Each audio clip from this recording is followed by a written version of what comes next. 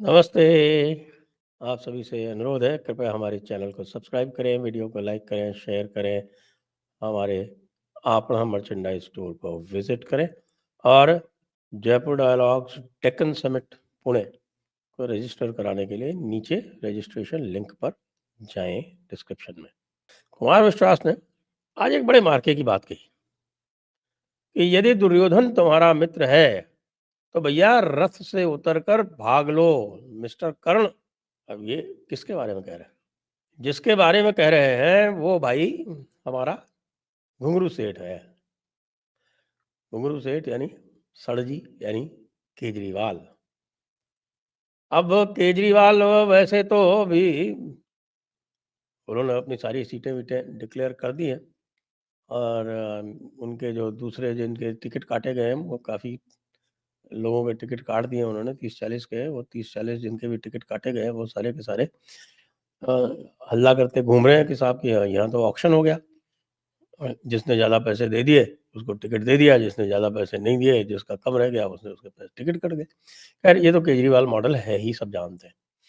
लेकिन जो और जो बड़ी बात देखने में आ रही है, वो ये है कि साहब कि उनके जो ड्रामा कंपनी है, वो ड्रामा कंपनी उनका जो सत्य था, एक तत्व था, एक महत्व था, वो सत्व, तत्व, महत्व जो है वो सारा का सारा धराशायी होता दिख रहा है। अब देखिए, ड्रामा तो वो करते ही हैं, ज़ोर-शोर से करते हैं और उन्होंने क्लेम भी बड़े-बड़े किए हैं, आप भी जानते हैं। अभी कह रहे थे कि साहब हम सबको साफ़ पानी देंगे, वो लोग कह रहे हैं साफ़ पानी 10 साल में दिया नहीं। क्या राजेंद्र नगर में साफ़ पानी आ गया कि साहब एक मोहल्ले में साफ़ पानी आया बताते हैं 10 साल में, तो बाकी जो है साफ़ पानी आने में कितना समय लगेगा?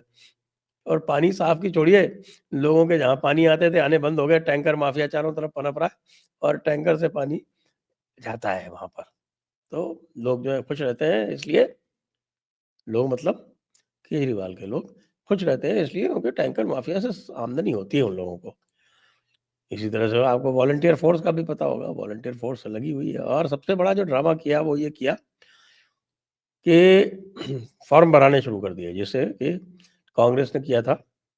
कांग्रेस ने भी लगता है कि कोई किसी को भेजा होगा, इंटर्नशिप कराई होगी आम आदमी पार्टी के पास और तभी इतना मार्के का कार्यक्रम उनके यहाँ से निकला होगा। तो उन्होंने कहा कि 2100 रुपए सबको मिलेंगे और संजीवनी योजना है, हमने लागू कर दी है, फटाफट सब लोग फॉर्म भरो और तुमको पैसे मिल जाएँगे। लेकिन वो ये भूल गए कि साहब कि यहाँ जो है वो सरकार ब्यूरोक्रेसी की चलती है। ब्यूरोक्रेसी का मुखिया जो है वो एलजी है और जो एक ब्यूरोक्रेसी को अपॉइंटमेंट देने वाली, ब्यूरोक्रेसी के विरुद्ध एक्शन लेने वाली या ब्यूरोक्रेसी को डिसिप्लिन करने वाली जो कमिटी है उसमें केजरीवाल अध्यक्ष ज़रूर हैं, लेकिन बाकी जो हैं वो मेजॉरिटी उसमें ब्यूरोक्रेट्स की है। अच्छा, ब्यूरोक्रेट्स की जो डिसिप्लिनरी अथॉरिटी है, वो सेंट्रल गवर्नमेंट है क्योंकि उनका जो काडर है, वो कंबाइंड काडर है। वो दिल्ली के अंडर में नहीं है, वो है एगमुट काडर। एगमुट काडर का मतलब होता है कि वो अरुणाचल, गोवा, मिज़ोरम, यूटी। वो यूटी काडर अकेला नहीं है, उसमें अरुणाचल, गोवा, मिज़ोरम भी शामिल है। तो उसकी जो सुपरवाइज़री अथॉरिटी है वो ए एमएचए है। वो मिनिस्ट्री ऑफ बल्कि नहीं सॉरी उसकी जो सुपरवाइजिंग अथॉरिटी है वो डीओपीटी है। सेंट्रल गवर्नमेंट से गवर्न होती है ऑल सारी ऑल इंडिया सर्विसेज, चाहे वो आईएएस हो, चाहे आईपीएस हो। और बाकी जो है वो पावर दे रखी गई है एलजी को कि कोई भी डिफरेंस ऑफ ओपिनियन होगा, तो मैटर एलजी के पास चला जाएगा। तो एक तरह से एलजी सब कुछ है। तो ये जब उन्होंने ये स्कीम लॉन्च की कि साहब आप तुरंत संजीवनी योजना में आप पैसे ये भर दीजिए और हमको आपको 2100 रुपए देंगे और सब करेंगे। तो वो ये भूल गए कि ब्यूरोक्रेसी जो है वो उनके अंडर में नहीं है। ये दिल्ली है, ये आधी सरकार है, ये आधी असेंबली है, ये आधा मुख्यमंत्री है। मैं तो बहुत पहले से कहता आ रहा हूँ कि भैया इसको चीफ मिनिस्टर का दर्जा जो दिया हुआ है, वो चीफ मिनिस्टर का दर्जा वापस लो। इसको भई हाफ चीफ मिनिस्टर बोलो, या जैसे कि स्कॉटलैंड वगैरह में होता है, वो इनको फर्स्ट मिनिस्टर बोलो। First minister of Delhi. तो चीफ मिनिस्टर जो फुल फ्लेज स्टेट्स हैं, उनके बराबरी में इनको ना बैठा लो। ये महत्वपूर्ण है।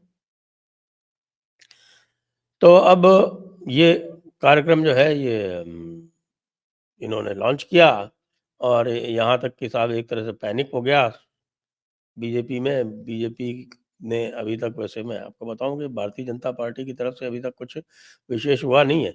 हम लगातार कह रहे हैं कि भैया भारतीय जनता पार्टी को जो करना चाहिए, और जो इस समय अलोकप्रियता है आम आदमी पार्टी की और केजरीवाल की, उसका जो लाभ उनको उठाना चाहिए, वो नहीं उठा रहे हैं वो। और वो इसलिए भी नहीं उठा रहे हैं क्योंकि वो वही वाली जो है, वो एक ही फ़ॉर्मूला हर जगह जो लागू करने वाली जो उनकी आदत है, वे किसी को चेहरा नहीं बना रहे हैं दिल्ली में।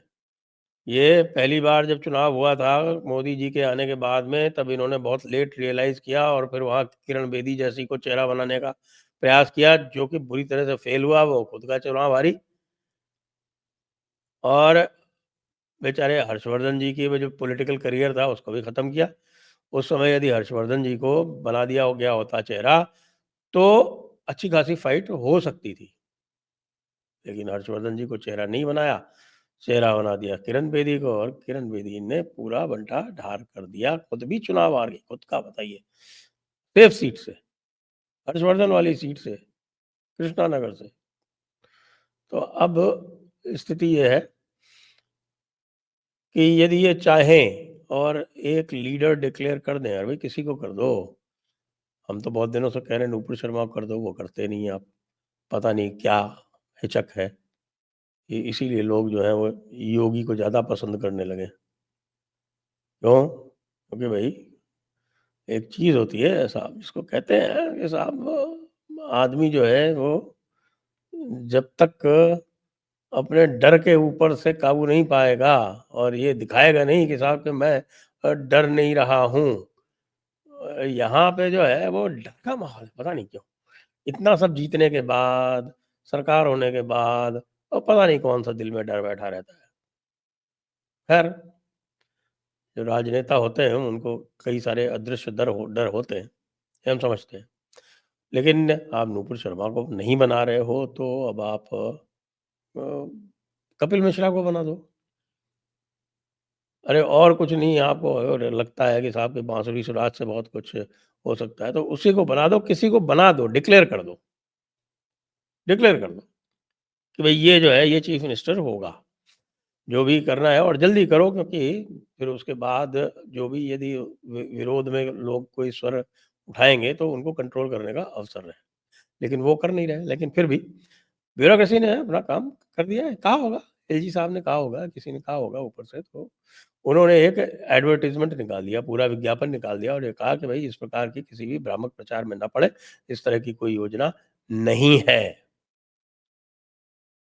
इस तरह की कोई योजना नहीं है, और इस योजना के नाम से यदि आपसे किसी भी प्रकार के कोई फॉर्म इत्यादि भराए जा रहे हों, तो ना भरें, ये फ्रॉड है।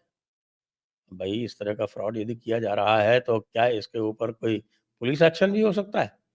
ये आगे देखने की बात है, लेकिन ये बड़ा इंटरेस्टिंग मामला है। और दूसरा अब शुरू कर दिया कि साहब के देखो प्रवेश वर्मा के यहाँ बहुत पैसे पड़े हुए हैं, यानी कि उनको लग रहा है कि शायद शायद प्रवेश वर्मा को चीफ मिनिस्टर फेस डिक्लेयर किया जा सकता है।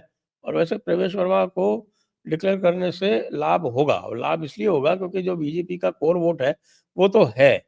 और प्रवेश वर्मा के साथ में पिछले 2-3 चुनाव से जो जाटों के वोट हैं, वो आपके आउटर दिल्ली वाला जो एरिया है, और वो कई सारी जो सीटें हैं वो निकल जाती हैं, क्योंकि वो वोट जा रहा है आम आदमी पार्टी को, और वो हरियाणा की वजह से जा रहा है। क्योंकि हरियाणा में जाट वर्सेस नॉन जाट जो चलता है, उसका इम्पैक्ट जो है वो दिल्ली, आउटर दिल्ली पे आता है। प्रवेश वर्मा को करने से वो न्यूट्रलाइज़ हो जाएगा, तो वे प्रवेश वर्मा को भी करना है तो कर दो भई, वही मैं कह रहा हूँ। तो परवेश वर्मा के विरुद्ध आंदोलन चला दिया कि साहब कि इनके पास जो है वो बहुत पैसे हैं, वो नई दिल्ली में ये 1000-1100 रुपए जो है वो सबको बाँट रहे हैं। सारी महिलाओं को 1100 रुपए बाँट रहे हैं। कुछ भी, इनके घर पे रेड की जाए, ये किया जाए, वो किया जाए। तो भैया परवेश वर्मा को अभी तक डिक्लेयर नहीं किया गया। इतना डर काहे का है? इतना डर रहेगा भाई केजरीवाल जी, तो आपसे घुंघरू सेठ कैसे रहोगे? ये लोग इतना तो जानते हैं कि आप शत प्रतिशत नहीं तो 90% तो झूठ बोलते ही हो। तो अब ये झूठ की श्रृंखला में एक ये इतना बड़ा झूठ डाल दिया गया है। इसीलिए फिर से कहूँगा कि जो वो कुमार विश्वास कह रहे हैं ना कि भई अगर दुर्योधन तुम्हारा मित्र है, निकल कर भागो। स्वयं के लिए भी कह रहे हैं क्योंकि उन्होंने देख लिया कि दुर्योधन के साथ बैठा हुआ हूँ मैं, निकल लो यहाँ से। तो स्वयं निकल लिए और जो और बाकी अभी भी बैठे हुए हैं, संभवतः उनको संदेश दे रहे हैं कि भैया दुर्योधन है ये बंदा, ये खुद तो डूबेगा, तुमको सबको ले डूबेगा। बच के रहो। जय हिंद, जय भारत, वंदे मातरम।